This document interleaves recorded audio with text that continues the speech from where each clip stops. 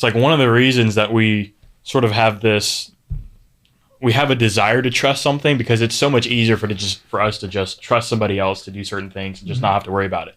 But we are, like you said, God created us with free will, and he didn't, for the same reason, he didn't create us forcing us to love him, because he wanted us to make that decision on our own for our own reasons. Right. And because he wants it to be genuine. And the same thing is true with trusting him. Is he doesn't say, oh, you should just trust me just because you should and I'm worthy of it, which he totally could, because he totally is worthy of it. I think it just goes to show. God's voice doesn't sound like that. I hope not. It sounds exactly like Jim Caviezel. Yeah, you're probably right. It sounds like Morgan Freeman. That's God the Father. You're right. I think it sounds like Matt Fradd's.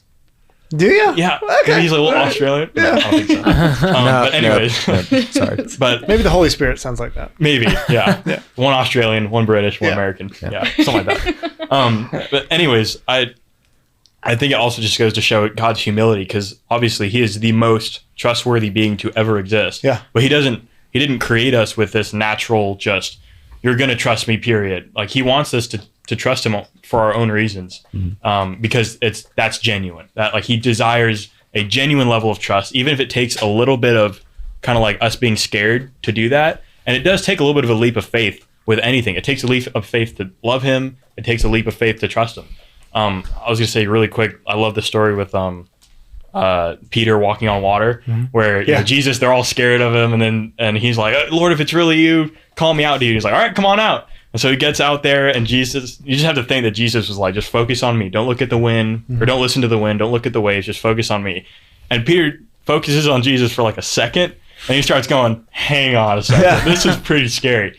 But he's like, this is really risky, and I'm not comfortable with this amount of risk. And Jesus the whole time was like, just focus on me. I don't want you to think about all the other scary stuff, because he will ask you to do those dangerous things in the future, and he needs to know that you're trustworthy, or we need to know that he's trustworthy, you know, for us to take those leaps of faith. I like how you're making, I like the metaphor, the comparison of you. Normally we use that sort of the free will deal with the problem of evil, but you're applying it to trust. Like, that's neat. I like that a lot. Yeah. Well, I feel like trust comes down to these little moments in time, and like just little moments like where you're just humbled. You just have that moment of, you know, humility, and just trust like rushes back into your life. At least I have God. I have this in my life. I have that, and that in my life. And you just have so much trust just from that. But can lose trust in the same way when something just bad in your life goes. Trust is almost like a muscle, right? Yeah. You have to work out a little bit. And I struggle. I mean, I'll be the first person to say that I struggle big time with trust in general, but also with my creator. Once again, it's that I don't struggle with like an intellectual assent to it, but I struggle with an emotional, like, oh, I feel like I can pour myself into you, Lord, right? And that's tough. Whoa, hey, you made it to the end of the video. Way to go. Congratulations. Good for you. That's hard to do nowadays.